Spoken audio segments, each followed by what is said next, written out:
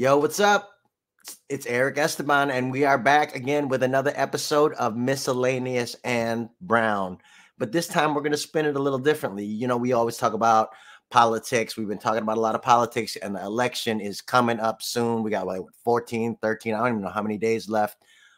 But I wanted to give a little flip, pun intended, because I want to discuss the status of Filipino American comedy with the great stand-up comedian Charmaine Parcero that I met at the Filipino American Comedy, or for the Filipino Comedy Festival.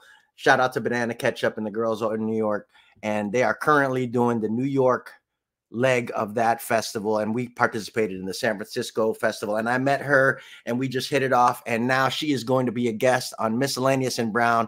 So I wanted you guys to meet her and just get into her head, because she's an amazing Filipina who is just, I mean, like I said, without further ado, I'm about to bring her on right now. She's waiting in the wings, but she is ready to be here on Miscellaneous and Brown.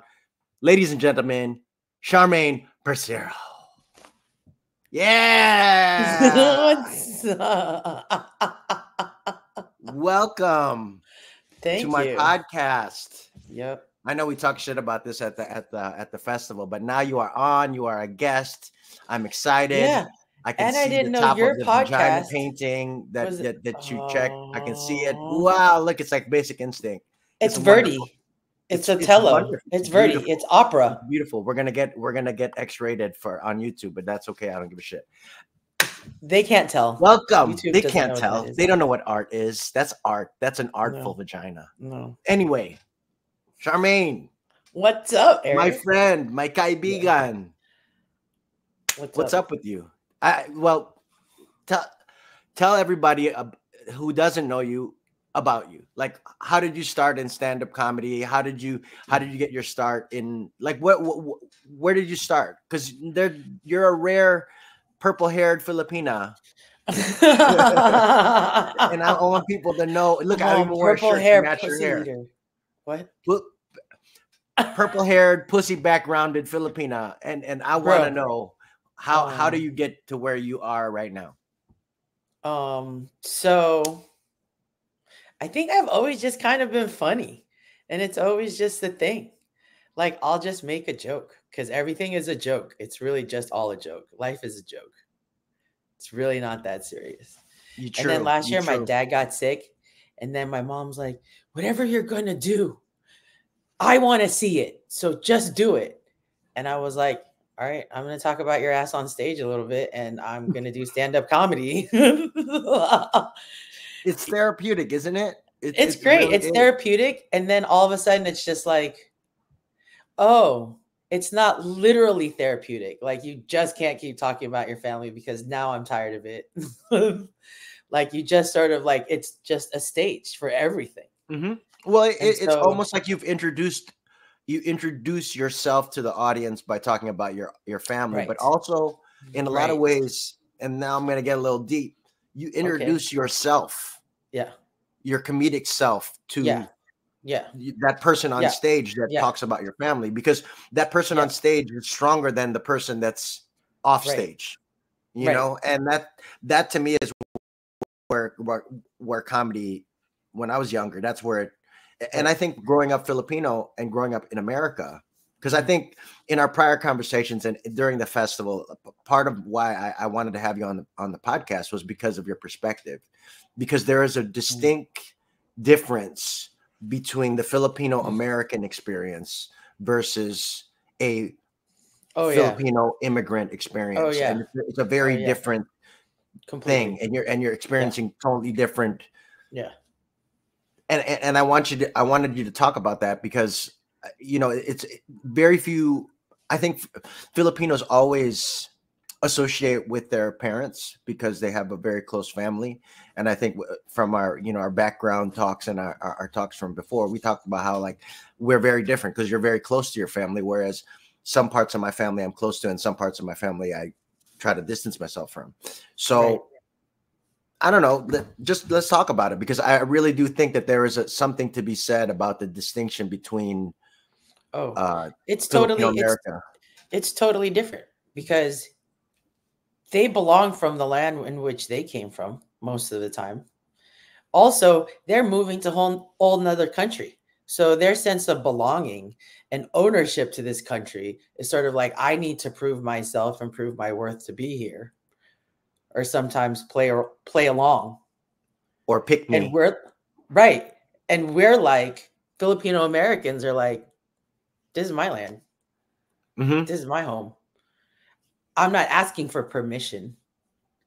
I don't have to fit in a certain sort of way that I don't fit, because this is where I'm from. So that's what it is. And I'm not going to be apologetic, and I'm not going to play small to fit in, because when we fit in, everyone ignores us. And then all of a sudden it's like, well, what about you? And I'm not doing the woe is me thing. So it's like, I'm like, we're out here. Not that, Filipinos are so meek, but they do fall within like a certain guideline of too much. It's like, what's too much? Nothing. Yeah. Filipinos overeat all the time. We overserve, we overfeed, we over everything. And now we're going to be too much. Don't be shy. Don't be shy now, Tita. I see you on the karaoke mic, bro. You are the original dancing queen. No, because like there is a full, we talk about it. We've talked about it now a lot, because there's a lot of, well, part of it is from my perspective, because you just started doing stand-up comedy, correct? The Filipino Comedy Festival was your first festival, right? Yeah. Whereas I've been doing festivals now since 2020, and the perspective and the difference has kind of brought us together to kind of highlight the difference between the immigrant culture and the actual second generation, third generation, whatever yeah, number. Like I'm cool. Like we're all family. Like, okay, kababayan. Like I'm down. I'm not saying any of that. But when it comes to representation, I don't want to get those two things mixed up. Or be like, oh, you got money from the Philippines. That's cool, but I'm not making that, right? I'm producing and making this. This is what I'm doing. So you could invest in that, but your story twirled with mine. I'm like, I'm not doing, that's not how it's happening. You know what I mean? Alarm.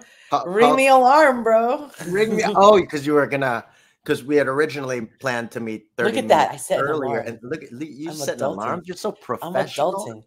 But you didn't silence it to not have it on when we were. Yeah, I can't do that much. But it's still. No, you know what? I am so guilty of that all the time. My friend Kalia, when we had our Canakuya podcast, and she came over, Kalia McNeil, shout out to her. But hi, she Kalia. Cracked on me for the next 20 minutes of the podcast, because my phone was ringing. She's like, where in adult life do you find people with anyway? No, but also my phone never makes noise. No, my phone never makes noise except for my alarm. Except for my alarm. Yeah, that's it. Because it's for me. Yeah. I get it. No problem. It's all good. No, but Charmaine, I love that you talk about this, because for me, that's been my comedy struggle my whole life. Right. Straight up. Because I'm a cannabis smoking. I talk about, inappropriate shit. I talk about, my relationship with religion and my relationship or lack thereof. These are things that most Filipino comics, especially ones that aren't talking about. They're talking about a lot more safer things, which I've never really wanted to be. Yeah, but also you're not close to your family that way. So until my mom was really like, do what you're gonna do, I literally low-key was like, well, I'll work around this instead of going through this, because I got my mom's out here. No, see, and for me, I got my dad to a degree, and I got my mom to a degree, and I have my sister, my immediate family, but my family, my wife, my kids, they hold me down. That's kind of where I'm at with that. You know what I mean? Because I love my family, but I really only love my immediate family. All the secondary folks I can do without. I'm good. But also, you can't hold back. After a while, you just can't hold back. Yeah. You can say it's because of this or because of that or whatever, but you just can't hold back. Like, if you're holding back, you're just like, what are you talking about? There are people who are dying in their like 40s. Like, what's going on? What are you waiting for? So I'm like, all right, just do it. Yeah, But comedy's great. Say There's going to again? be a lot more. Comedy's great. There's going to be a lot more Filipino comedians just because it's like, oh, we're talking now. We could talk now. It's like Yeah. we're healing. We're doing these things now. Da, da, da, da. So it's like, Yeah, that's no, just I going to be have a this natural bit part of it. about second generation immigrant comedy and art in general. Like if you look at like Yeah. the movie Encanto, and then you move Yeah. or Trying Red, the movie with the Right. with the lady who turns into the red panda, right? And it's Yeah, a yeah, yeah. metaphor for periods Yeah. and all that stuff. But what is the culmination, the finale of all of those movies, or even Everything Everywhere All at Once, right? Yeah. All these Yes. second generation immigrant movies. Yeah. The culmination, the Yeah. finale, the only thing Yeah. that everybody wants, the Yeah. homecoming, the happily ever Yeah. after, is Yeah. the apology from the parents. Yeah. No, it's Think like about breaking it. through the yeah, for sure. I've It's done like that. the grandparents or the second or the first generation acknowledging that they Yeah. had some Yes. Yes. something that they may Yes. have made a Right. mistake. Like you did a great job. I'm a great person, but Like I straight just up need you to know. when the mom in Turning Red said, "You're right, I was wrong," and what I Oh, it was was like, everything. girl, I was crying so It was hard. I don't everything. even have my It period, was but everything. girl, I was It was crying so everything. It was hard every- with that You know, that period movie. women cry not only on their period as well. I understand, but I'm just saying I was crying like I was on my period, even though I don't No. have Yeah, a yeah, period yeah, yeah, yeah, yeah, because yeah, it's Turning Red. yeah. But that's because like I think that's my big goal as a parent Yeah. is. Do you have a daughter? I have two. I have two. Oh, you're a I girl have a dad. 14-year-old and a 9-year-old, and one's going into high school, so I can't watch Euphoria anymore. And the other one is she's like 9 going on 25. You know, You better watch it for you. Otherwise, you're not gonna know. You better find no, out. look, I'm scared to watch it, but I'm gonna watch it anyway. And I don't mind seeing a Sydney Sweeney titty. I'm not gonna lie. I'm a man. I'm a man. Okay. So anyhow, no, I forgot my point because I smoke a lot of weed. What's your point? You don't Well, even no. smoke in the house, so I don't understand how high you are. Okay, well, see, we're gonna tour you don't even understand. It's about harvest time. Like, And let's go. Let's go into the garden, that's Martha. the other see, look at what a good transition you have. Where we would talk about because that was our other connection. No, because I'm Yes. kind of trying to highlight how we connected as Right. comedians because Yes. we have. Oh, your vibe. Your vibe. I was like, all right, I like this dude's vibe. Yeah. I like the fit. Like I feel it. Everyone But then here we is sort of smoked like, together, and then we became cousins. yes. Yeah. Exactly. And that That's was what the it vibe. takes. Just smoke me out, and I'll be your cousin. We're cousins now. We're straight up. We're cousins. We're cousins. We are. But also that is a taboo in our culture as well. Smoking. What, cousins? Because I found it. Because Mitch and I, we do like we'll be going. Yeah, to like until edibles came, and then all of a sudden my aunties were like, "Yeah, I'll take an edible," or you just slip them an edible, and they're like, "Ha ha ha, not gonna take it." But really, a little bit goes a long way. My I mean, mom, I was always teasing like I should make brownies and bring them, and what would happen if like the Lolas got into it? But I was much younger then, and so they were much younger and alive, RIP. But it would have been crazy. Like, no, you know what it might have been? Might have been like, oh my God, I should do this all the time. My mind may feel so much better. It's true. No, you know what I really did want to talk about because I find it so interesting that you said that you can't really do the Filipino accent because you're fluent in Tagalog. Oh yeah, here we go. I just asked. It's a trip because there's so many. That's the one thing that's different about us because I almost rely on because I don't speak Tagalog very well. I can speak some konti, right. but I can't speak very well, and it's sira. It's always broken, and it's like your vocabulary is you sound like you're broken. But basag, it's shattered. Yeah, but I can understand everything. Like I can understand everything you say. Yeah. They can't. I think with most films, that's. No, because it's important. They just wanted to make sure they couldn't like fucking sell us at the flea market or the farmer's market or whatever. That's what they would say. Hindi ka pagbibili. Like it's fine. It's like, really, I'm priceless. No one's paying for this. Not for me. It was they would send me to Boys Town. That was their threat. Okay. Which I don't even know what the fuck that shit was. I feel like that was What's just juvenile Boys hall, but Town? they called it Boys Town. Like that's where all the bad boys live. I mean, it could also be so many other things. Yeah, it could be all. And then now Boys Town in Chicago is where all the LGBTQ community lives. So Boys Town, I was like, I mean, don't send me to Boys Town, but I mean, I guess I could find out more about myself if I go to Boys. You want to keep going down that? I'm open to that shit. I mean, when I was younger, I was, but then I realized I was like, no, because I, you know what's funny? So I was, Men are I was questioning. I was a young kid. I was questioning. I was open, but I was also, I knew myself very well at a young age. So I got cast as understudy in a play at the Bailiwick Theater in Chicago, which is it's known for its LGBTQ stories and storytelling. So, but I didn't know that. I was just like happy to get cast in the play. I was like, ooh, I'm an understudy in a play. I'm like, cool, this is one of my first plays. I'm an understudy. I'm gonna go to the rehearsal. But you knew the part. I was the understudy. So I was understudying all 5 roles of the guys because it was a Christmas play. So I was just going to be understudying for all of them. So I was just supposed to watch the play in rehearsal and kind of like sit by the director. And, I was probably never going to go on, but I was there. Right. And so I didn't realize this shit, but it was like a romantic comedy Christmas play with all gay men. It was 5 gay men in the cast. And I'm sitting there and I'm watching these dudes and I've never seen any of this shit in my life. I'm like a 23-year-old dude that is, lived on the west side of Chicago and stayed on the west side of Chicago kind of thing. I never really saw this, but then there were dudes like making out on the couch and there was another dude making out with another dude in the closet. And were you like, maybe I should read this play that I'm understudying I just said, yes, I'm going to do it because I didn't care because I just wanted to be in a play. And so then the director turns to me and he's like, make sure you watch all the blocking because you're going to have to know if you have to step in for one of these guys. And I was like, okay.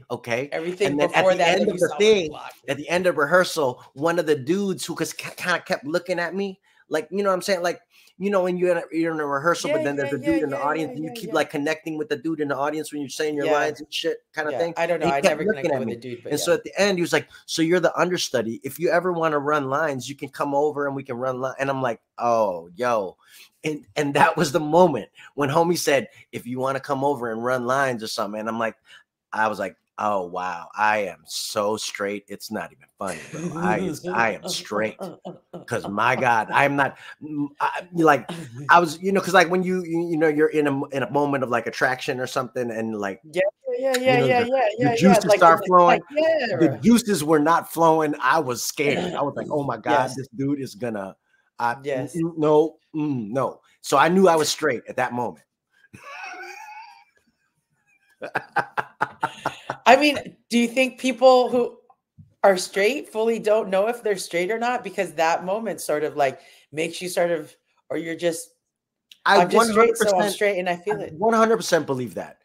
Why would people be so homophobic if they didn't realize that there were thoughts in their brain going on, thinking about, because they were so scared of those thoughts in their own brain that they project that onto it's always everything that you're scared of. Of course. It's always everything even in the case of these tough MAGA guys who are so tough and so alpha, but they're so scared of minorities in their neighborhood and black people. And oh my God, they're going to steal my stuff. And I need my AR-15 40s. Oh my God, I'm so scared. Come on. Please stop. Stop projecting. Stop projecting your insecurities onto everybody else because or they just know it's like the time. It's like also, it's just the clock is ticking. So it's just, you're like throwing everything out that you got to try to stop whatever is happening. But it's like, time's up. Shit not gonna last forever. You let us go to school. You let us read books. You let us fucking, you know what I mean? You didn't want us to mix with anyone else. So we just stayed together and then we found each other and we were just stronger. And like, we figured out, like, we maintained our roots in our little cultural hubs of stuff. I we mean, and also befriended like other when I was people in of color, college, and we're like, this is what's going on. Like, we're not mixing with those people. You don't let us live over there. It's cool. Like, but we don't need to, but But when you get access for me, when I got access to in college, I went to college in the 90s. So when I got access to the yeah, information about Filipino yeah, America and the yeah, Manongs yeah. and the Where Manila did you grow men, up? In Chicago? I grew up in Chicago. So Oh it yeah, was I grew not up in like the Bay, so we were so, like, so you knew it all was that stuff. You grew illustrious. up with it because you It had was all glorious. the Manongs Yeah, that were there tell you the yeah, yeah. story. But even Whereas beyond that, it's just not even the stories that they tell you. It's just the culture. you live it, it's Everyone there. and You everybody experience it. knows Filipino culture. If you're from the Bay, there's not one person that doesn't have a Filipino friend, doesn't know Filipino culture, da, da, da, da, da, whatever. Like, it just is seeped in where it's like, bro, unless you're so like sequestered in your whatever. But for the most part, it's like, yeah, You know. And, everywhere. You and know. whereas when I was growing up, okay, there was culture day, okay, and they said Polish, Irish, Italian, Polish, Irish, Italian, Polish, Irish, Italian, and then here go me, Filipino, and then the kids were Yeah. like, they just burst out in laughter, and one of them was like, "What Yeah. is that?" And Yeah. I was sad, I was upset, you know, that was like a moment that was another moment in my life where I knew I wasn't like the other kids, Yeah. you know, and Yeah. so like that's how I grew up. Like I had to Yeah. discover and find and look for my Yeah. Filipino when I was, I and then didn't when I even, got here and I live in LA and I see yeah, all the that's different. Filipino Yeah. festivals and I get to all these Yeah. things, it's Yeah. such a Yeah. different thing. So, mm, Yeah. it's a very like I wouldn't have been able to do mini pack. I don't know if you know that. Like I did this sketch back in 2009 called Mini Pacquiao, where I put gym shoes on my knees, and I was like, "I'm Mini Pacquiao, Manny Pacquiao, shortest, biggest fan." And I did this like Tagalog accent, I can't and do that accent. I played this because I wanted this sketch to be on like SNL. I thought that, or like for me at the time, because Manny was really popular, I wanted to be like, you remember Yeah. Spike Lee and It's the Shoes with Mikey Yeah. Yeah. Yeah. Yeah. with Michael Yeah. Jordan. I Of course. wanted Manny Pacquiao to be like Manny Pacquiao's. Or like Um, Little Penny. yeah, exactly. I wanted that to be like, oh my God, it's the shoes. It's the shoes. Oh my God. Oh my God, I need shoes like that. And then they would cut to me with gym shoes on Nike gym shoes on my knees. And it would be hilarious. And they would have sold a mint of gym shoes. And I was negotiating with the Pacquiao team, the top rank, and Bob Arum sent me What? to cover the Clottey fight and a whole bunch of shit. Like a whole What? that's how I I would have shot that and sent it to Nike or did some stuff like we that or did. whatever and We been like, did. and what they do with But it. then They weren't down with promoting stuff in a way. Or, the first generation did what they do. yeah. Yeah. And Yeah. that's Yeah. kind of that's Yeah. always Yeah. been our problem is that Yeah. the second generation always kind of Yeah. brings cool new American things to Yeah. the forefront, and then Yeah. the second generation is like, oh, we like that, let's suck all the energy out of that and get whatever we can, so we don't, but we were not gonna pay him because I invested so much of my own. I flew to New York on my own dime. I flew to San Francisco on my own dime. I drove to Vegas on my own dime. I crashed my car driving back from Dallas. That's I mean, like crazy.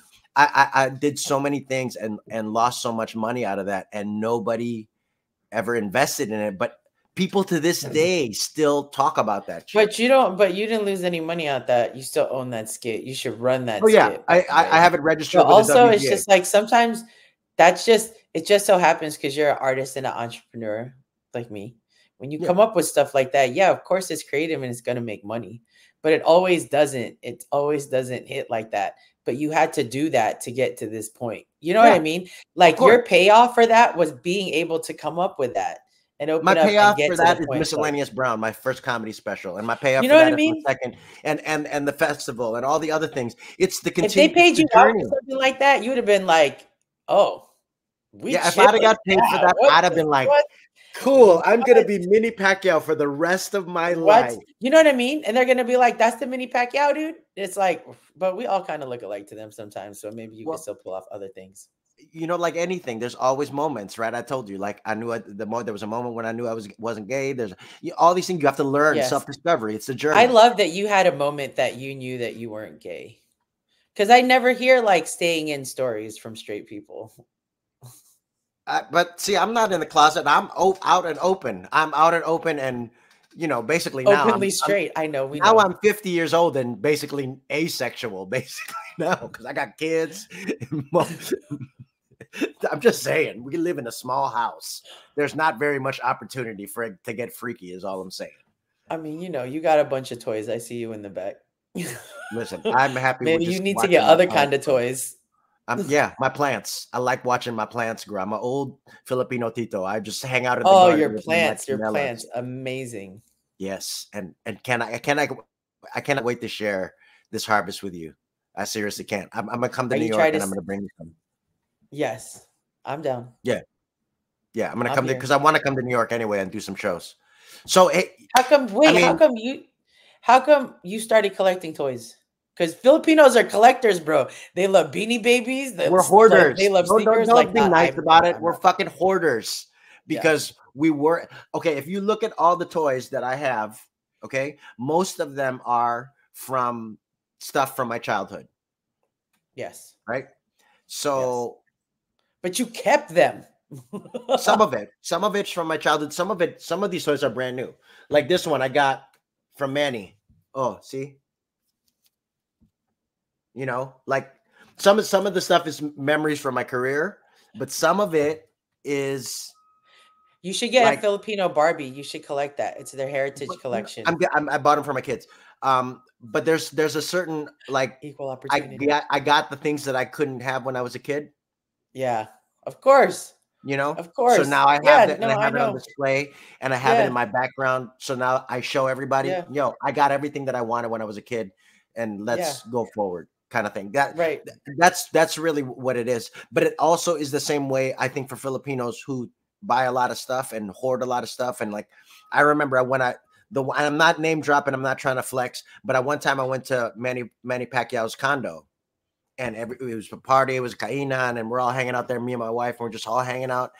And and then his relatives came home from their shopping spree, and it was like a line. You'd think it was like a fucking army of Filipinos with garbage bag sized bags from Ross Dress for Less. They got to bring that back. And I mean, they were like walking in like an army. They got to bring that back. And they had huge. They were full. It looked like it came from. Anyhow, when was the last time you went to the Philippines? Filipinos are hoarders because the thing is we come from poverty. In the Philippines, if you moved here, or you immigrated here, you're wanting a better life. So we're trying to make sure that we don't run out of it. Yeah, we're always going to have it, look, and we're going to make that that this is a good brand name, so we're going to display it on our chest and all the it's the same. We're holding on to the things because we finally got it. So now everyone has a ball. And we're going to hold of on string, to it, and everyone has a bottom drawer of old plastic bags, and everyone folded up like triangles. Come on. Keep it. No, but there's a certain sense of a need for sense of satisfaction. To have, but there's also that with that a sense of destination of once you get to here, once I have that means something like it's status. I'll be fulfilled, and then when you get there and you're I'm not fulfilled. Oh, I need some more, and I'm gonna keep getting some more and some more. And really, part of it is again, like we talk about from our conversation, from the prior stuff we were talking about. It's self-realization and understanding where you're at, who you are, what your environment is, the whole thing, acknowledging all of that, and then existing in that rather than trying to keep creating something that. Right. But also, what does having all this stuff mean? Like, what does it mean? Like, you're literally working to have all the stuff, and now you have all this stuff, and it's like, for what? I don't need all this stuff. I'm happy with this stuff. Like, I don't need all this stuff. I just want to be able to like live me. Like, I don't want all. I'm just happy. I still buy stuff. Don't worry. I mean, like, I still look at my background. I buy stuff. I build my garden. I buy stuff. I'm a consumer. I'm not saying that I don't do that. Right. I was on the phone with Disney Plus because they charged me 3 times. I love all that shit. Okay.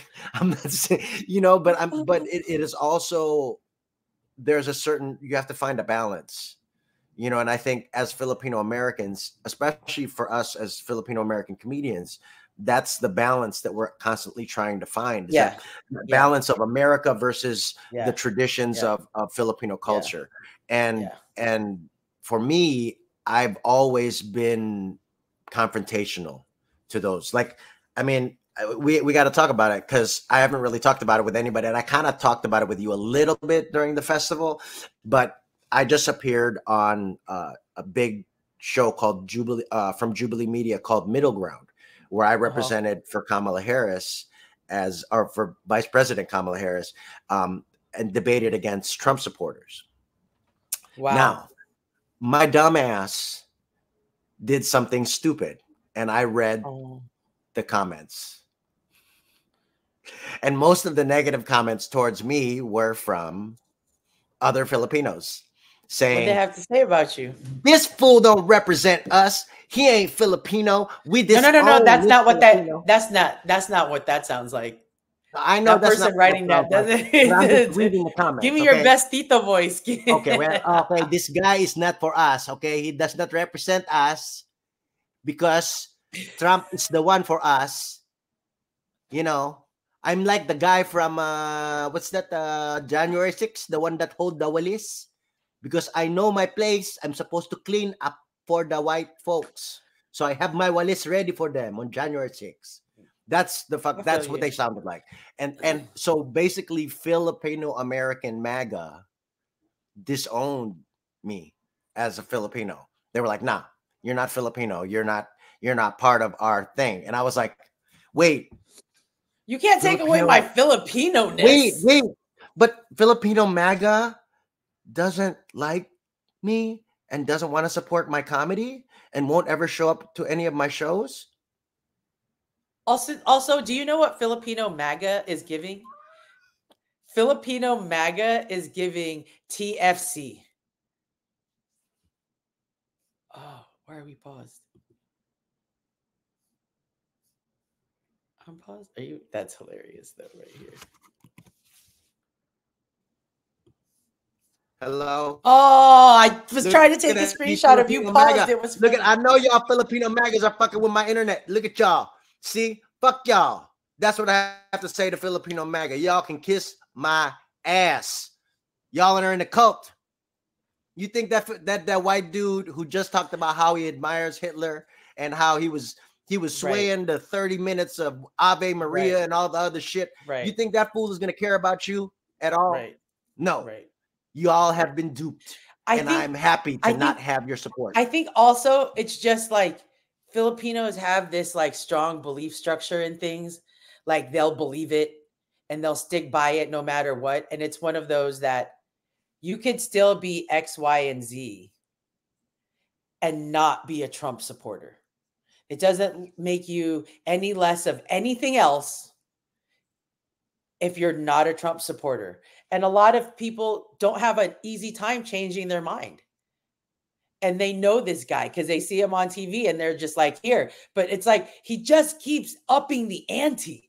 The things that he says and how he does and how he acts, you're out of the pride, really, I feel, is like a lot of things for the Filipinos who are like, of course. Really? After hearing all this, that's still what you want? This fool bankrupted casinos. Filipinos, you should know. Filipino rhymes. You're not going to get your money back if you vote him in. So you know what casinos are about. Come on. You're not going to get your money back if you vote him in. That's just gone. Don't worry about it. No. And it's just like, that's what you believe? Really? And also it's sort of like, they want to feel like, yeah, this is what we're adopting. This is what we are. And they're like part of that whole entire, like, want to be a part of that or something. Like, I don't know, because I haven't had a lot of interaction, but I'm actually signing up to do like a call bank or something out of Pennsylvania because I can speak Tagalog, which I'm sort of spacing up. Nevada. You should do Nevada because Nevada, there's so many Filipinos and Trump. But are they even registered to vote? Are they even voting? Well, then you should call them and tell them to register. If they can still, I don't know if what the deadline is in Nevada, but You know, Nevada's huge, Pennsylvania. You should call all the Filipinos you can because Tagalog. Listen, how about this? they just How about don't this? give me Wait, numbers. I just got to do it. no, but wait. I'm gonna tell you. I'm What? gonna give you some numbers to call. No, I'm just kidding. No, but what you should do. Okay, Well, we could do prank calls. Let's do prank calls. If you could, I'm gonna give you this platform, Charmaine. I'm gonna give you this platform, Miscellaneous and Brown, and then we're gonna clip this. We're gonna clip this, and we're gonna tag Phil Ams for Harris. But I want you to give your Tagalog pitch to the Phil Ams that are contemplating. They're on the fence. The undecided Phil Ams. The weird. I don't understand The these Filipino undecided folks, Americans. but the Filipino Americans, the Tagalog speaking Filipino Wait, Americans. those I are want you two to give your different. Tagalog You want the pitch. well, if I'm giving it in Well, Tagalog, how that's about like both? first generation Do a little, conversation. okay. But second Okay, I want generation, both I'll then. mix it. We'll mix. Mix it up, My mix word it will up. be for both. It'll be like a mix. Okay. But what would you say if I was All right, let's if I run it was because I've not thought about this. Let's run it. yeah, Like no, let's because then I would act it really out come with me. at Act it I out with would me. come at So I would Charmaine, come at first I'm generation. thinking about voting for I can't even say the fucking words. I'm thinking about voting for the Republican Party. I can't even say I can think about voting for. I can't say it. I can't even say the words to say that I would. Anyway, I'm thinking about it. I want you to talk me out of voting for Republicans. I'm Filipino American. I want you to talk me out of it. You're Filipino American, Yes. and I know I have to look talk I you I out know I of look voting for Mexican. Trump. Like I don't even know. Like where did Yes. you grow up? What happened to you I in grew your up childhood? I grew up in the Midwest. I grew up in the Midwest. Oh, I'm a Filipino in Ohio, so I'm like a unicorn. you're Filipino in Ohio, and Well, you're I'm not. We're voting. doing a It's role like play. I'm a Filipino from Chicago, but we're doing a no, role play. no. I know, but I'm running it because it's like I don't even know. It's like you're. What am I going to tell you? But what are you doing to jumpstart me? Because I don't even know how to come at you. Because first of all, I don't understand why you're voting for Trump. Because your diner that you go to is Trump supporters because everyone around you is doing that because you feel like I fall in line with this and this is what I fit in. You can fit into a certain part of society and not think and vote the same way. It's not all across the board. Also, you're not even thinking about yourself if you're voting for Trump. You're not thinking about yourself. You're thinking about a community that will blast you if you didn't probably have a white wife or you felt so I'm sorry that you didn't feel like you fit in when you were younger and they thought you was an immigrant, even though you were born and raised down the street like everybody else. And you feel like now you finally got in and like you fit in. But we already passed that time. We're okay not fitting in. Actually, we are celebrating it. And It's fun to be a misfit. you know what I mean? Like, It really is. like I don't know that there's any coherency to what Trump says to understand what he's really it's just a breakdown of everything. And I don't like you don't have a daughter. You don't have any women in your life. You don't think they own their own bodies. The guy started like there was the Now whole I want you to January talk- 6th thing. I didn't even know I how mean- he's running. Shouldn't he be in jail or something? Like how's like what You there's should no already be in trial? jail. That's You know how my much money point. we're That's spending? my And then point. if they're just And gonna now, be like, what? Charmaine, I need for you to talk to the first generation. I need you to speak in Tagalog because I think that's the voice. These Tagalog, the first generation is really the problem because I don't really believe that that Filipino Americans, our generation and the subsequent generations, I don't believe that they're really of the percentage of people that are voting for Trump. I really do believe it's more the first generation, the titas and the titos that watch that's Fox what I News. think it is. That's what I think it is too. It's like, but also I understand. Alam ko bakit nanonood kayo ng like Fox News and MSNBC kasi pag nakita nyo, it's like parang yung dating news nung pagdating nyo dito, ganun sila, ganun ang parang look and feel ng mga tao and everything. Pero mali yun eh, mali yung mga tao yun eh. Those weren't the people that were supporting us. Hindi yun. Hindi kayo pumunta dito para maging ganun. Like them. You don't want to be like them. You're watching that and you're being fed all this information. Parang you're so lost in it, but that's not what it is. Bakit kayo pumunta sa States at iniwanan nyo lahat sa Pilipinas because you have hope and you have dreams and you believe in like good things and people and other things. And a lot of you left during martial law because there wasn't a lot over there and there was something over here. Everything here, lahat dito, para sa lahat. So everyone gets a voice. You don't have to fall in line with anything. It's not what that is. And stop watching Fox and MSNBC. Get a little uncomfortable. It's okay. That's what it is. That's really what it boils down to. Because we have found our comfort. We have found our Costco every 2 weeks, paper towel, toilet paper, everything. Like there's no loss of anything. If you look at the numbers, Filipino Americans, Filipino as an Asian American or as a minority subset in the economy, we're the second highest grossing minority. Of course we are, because do you know how many nurses with Teslas are out there? You know how much overtime and power they pull? I was writing a whole entire story of what if Filipinos decided not to go to work one day? Give us one day. No, that's not going to happen because, that's not going to happen. Nurses are like we're too guilty. We feel so much guilt that we would never do that. But if we just one day, please trust. One of my favorite moments in the Trump Univision town hall was when there was a farm worker who said, "What are you going to do about food prices when you deport all of the farm workers and all of the illegal farm workers?" He didn't answer the question, but but people sleep. People sleep on the brown folk. They sleep on. We make this society go. Brown folk, the nurses, the Mexicans that work in all the different places. All those farm workers that moved here have kids. The Indians that work in all the different places are doctors. They're lawyers.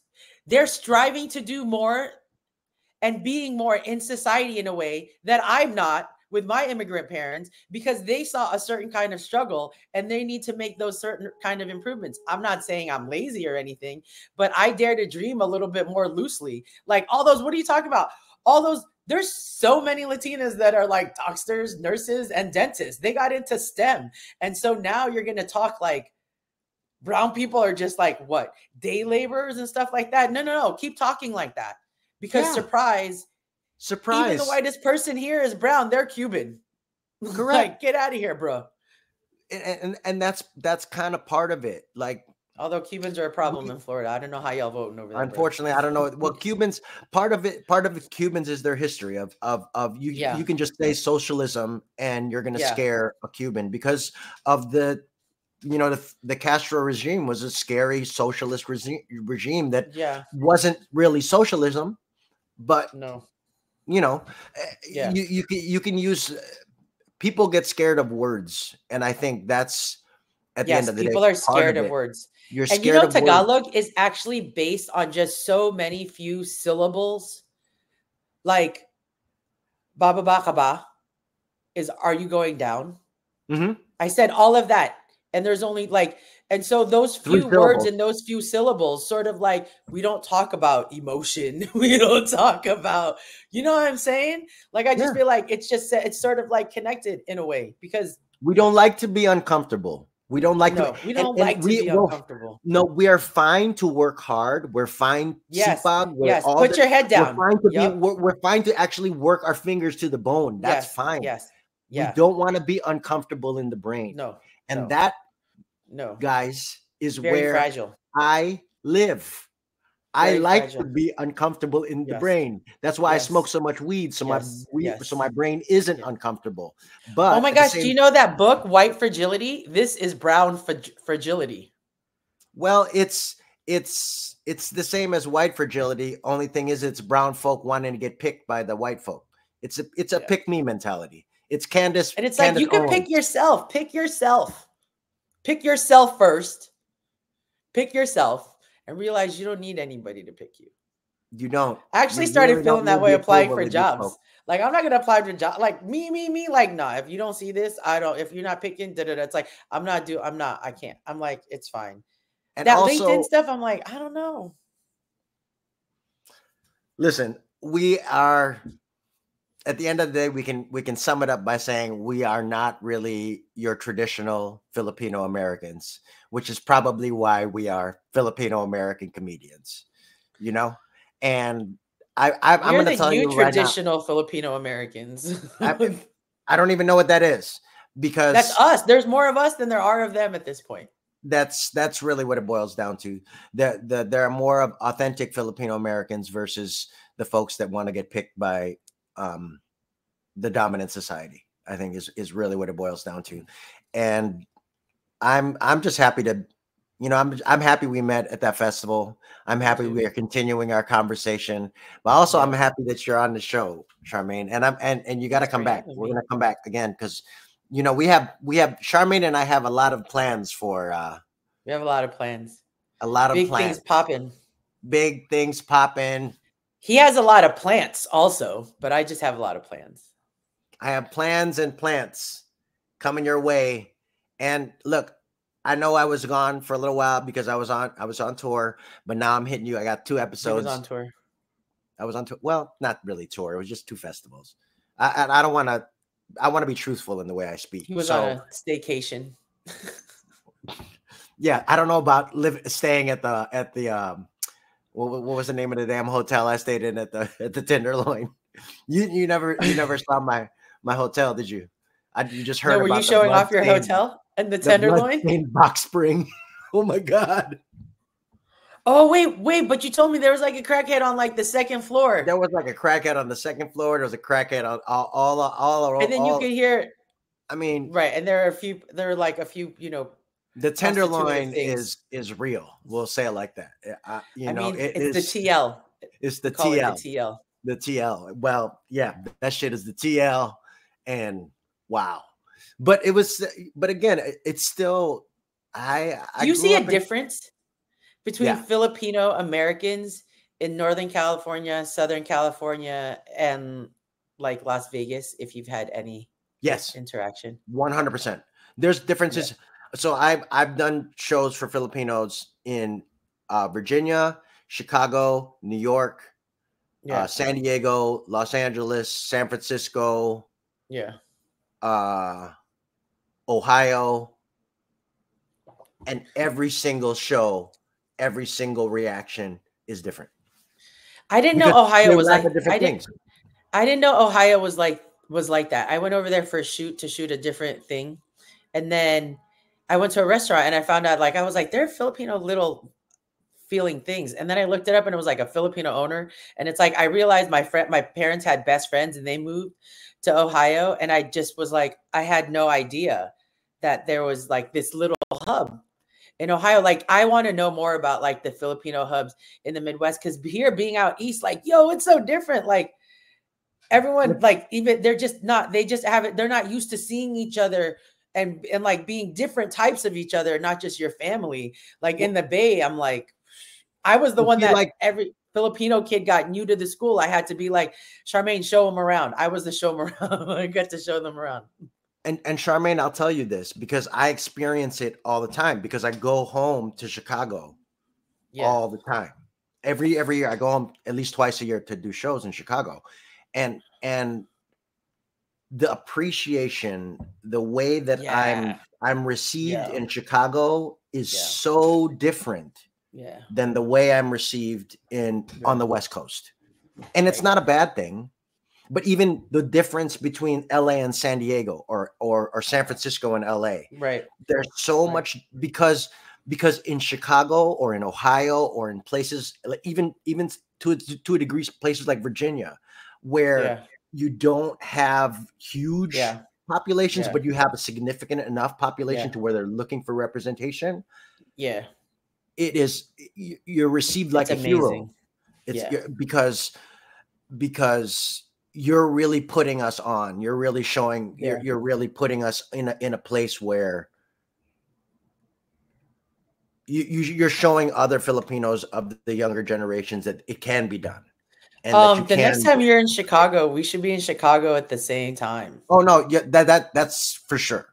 We're gonna because one of my best friends lives in Chicago, and I can go to Chicago, I go to Chicago whenever. I will say this, guys, of some of the things that I can talk about, my second special, Unemployable, is coming out soon. And also, I negotiated with 4x3 Productions to film all of the featured Philam comedians, and Erick Esteban's Philam Comedy Jam is going to be produced by 4x3 and 1-2 Productions as well. So that you will be on that show when we either go to New York or we come back to Chicago, and you're going to get your film and all the other stuff. But listen. Wait, Charmaine, what about where can people find your first special? On YouTube. You don't have to talk. I don't have to plug that on this podcast because they'd be like, bitch, we already know. We saw that shit already. Okay. We watched that. No, I know, but I know sometimes you want to talk about it. So I was just giving you an opening. Oh, I love you. Thank you for that. No, but no, for real. On your own show. On my own show. I know. I got to plug my own show on my own show because I don't know how many views, whatever. We just put stuff out. But I'm so glad we had this conversation, Charmaine. And I got to say, we got to have it again soon. And probably we can have another one of these on Miscellaneous and Brown when we reveal our plans for 2025, our project 2025. Why are you saying that? Because I want that. It's called out. Even though that's a shitty project, but you can't ever refer to it outside. It always has to be our project 2025. Right, you got to pause. You got to say our project. It can't be just project 2025. It's our project. Yes, for and not just me and you. It's everybody project. It's a collective diaspora. I hate that fucking. You know what I mean? I feel like you're channeling Pharrell right now. Is cool. Well, we'll see. We'll see.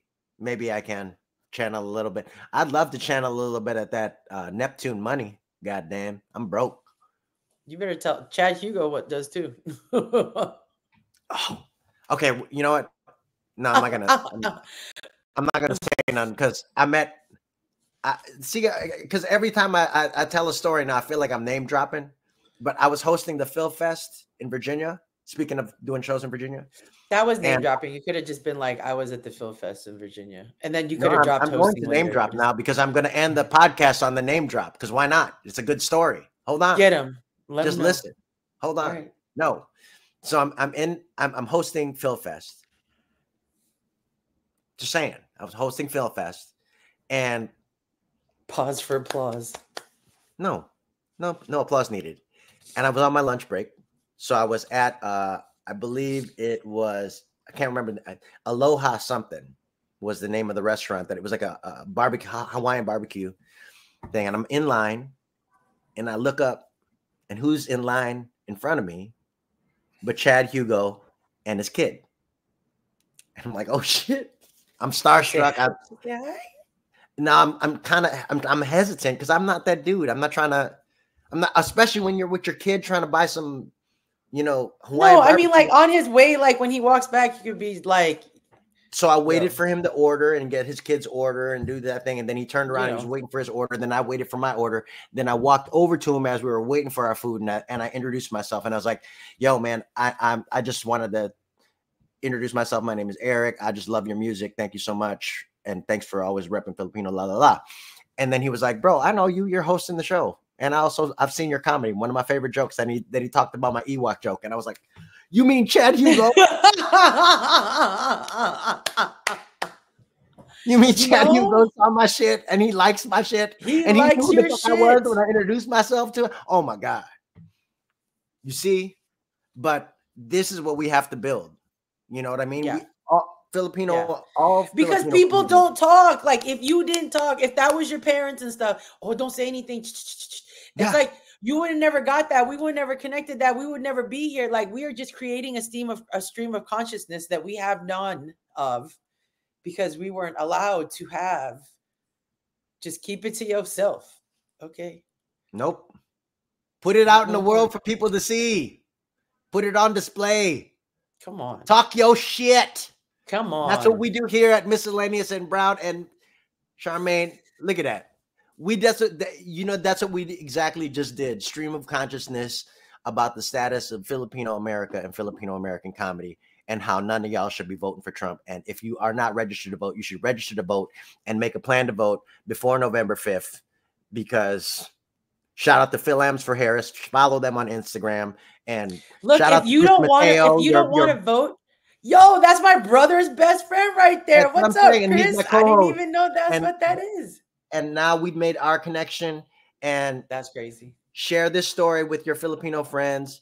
Share Look, it with. I'm just saying, don't vote for Trump. If you don't want to vote for Kamala, you don't have to vote for Kamala, but just don't vote for Trump.